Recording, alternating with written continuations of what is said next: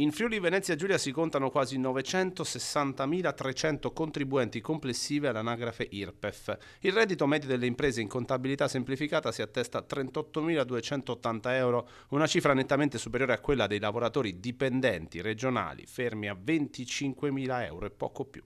Dire che gli autonomi sono un popolo di evasori è una semplificazione sbagliata e dannosa. In Friuli Venezia Giulia ci sono 85.000 partite IVA e la stragrande maggioranza di artigiani, commercianti e liberi professionisti lavorano il giorno rispettando le regole, pagando tasse spesso molto elevate e sostenendo costi e rischi che i dipendenti non hanno.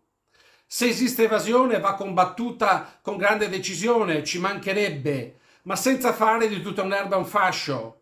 In Friuli Venezia Giulia il reddito degli imprenditori in contabilità semplificata stacca anche quello dei lavoratori dipendenti del 52,6% e supera quello dei pensionati addirittura del 65,3%, registrando uno dei picchi più marcati in tutta Italia.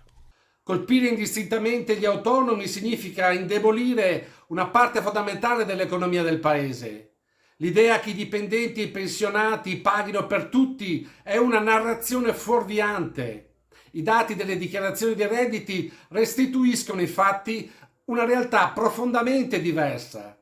In media gli imprenditori e i lavoratori autonomi versano praticamente il doppio dell'IRPEF rispetto a chi viene tassato alla fonte.